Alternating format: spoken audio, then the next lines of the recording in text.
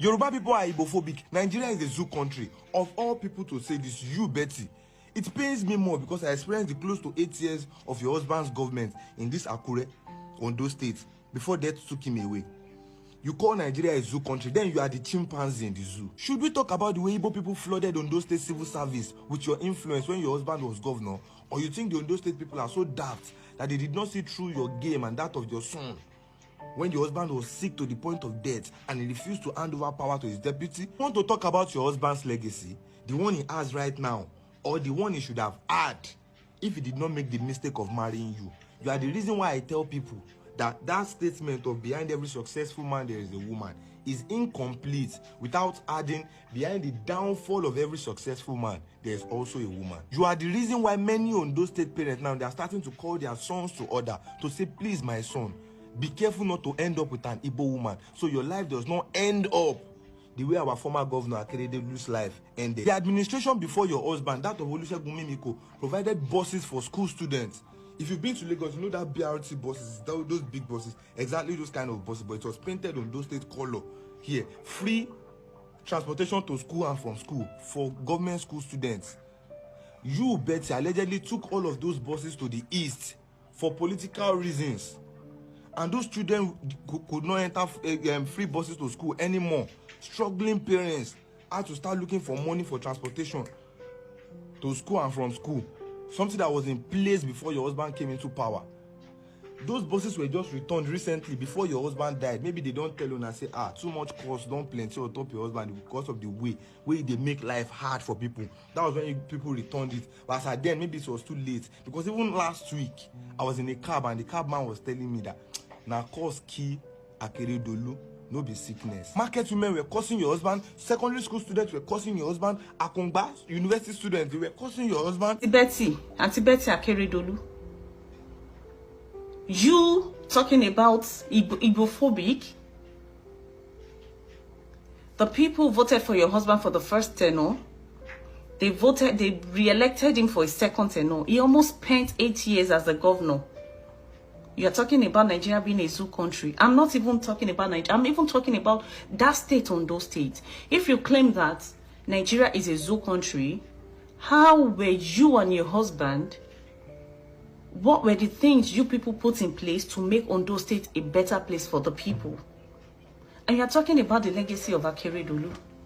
Like I said, we've been respecting the dead. That's why we've not been talking about certain things. And I remember, you know, defending you on this page. If you go and look at my whole video during the burial of Akeredolu, that she was looking for trouble all over internet. I came here, I was defending, you know, I was just saying that, okay, let's take out the tribe and all of those things. But if you want to put tribe in all of these things, until we did here for you, we did with plenty. You are talking about the legacy of your husband.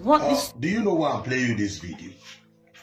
These videos, it is because recently, the former governor, the late former governor, Akeredolu's wife, Betty Akeredolu, Igbo woman, said the people of Ondo, they hate Igbo people, Igbophobia.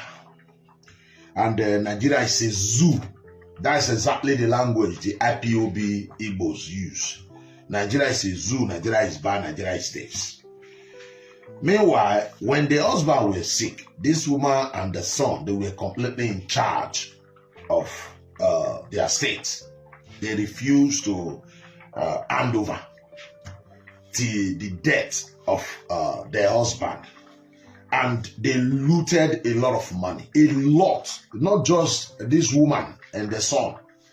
People that was in that government. The man was quite good. The former governor, Akeredolu, was quite good. But you know, when the man was sick, when the people in that government, including the wife and the son, realized the man might not recover, they have to loot. They started looting the treasury. And a lot of people started asking questions now. Like, you know, how, when the husband were sick, the way these women were handling their state affair. So for that, to defend herself, to comfort herself, you have to accuse these people that they hate Igbo people. They are, Nigeria is a zoo, Nigeria blah, blah, blah. And that's the reason why these people are making this video. this is what I was talking about. The recent governorship election in Benin. You know, Akeredolu coming with his wife from Anambra, bullshit. You know, want to turn our Sadebe house to Gaganga. We have state of origin. All this nonsense, because nothing wrong before, but because of the way these people behave, they think they only one have the right to complain. They never satisfy. They always complain. Whenever you criticize them, whenever they do anything wrong, you try to correct them. Oh, you hate Igbo. Hey, you don't like us. Man, this crying is becoming too much. Tell them the truth.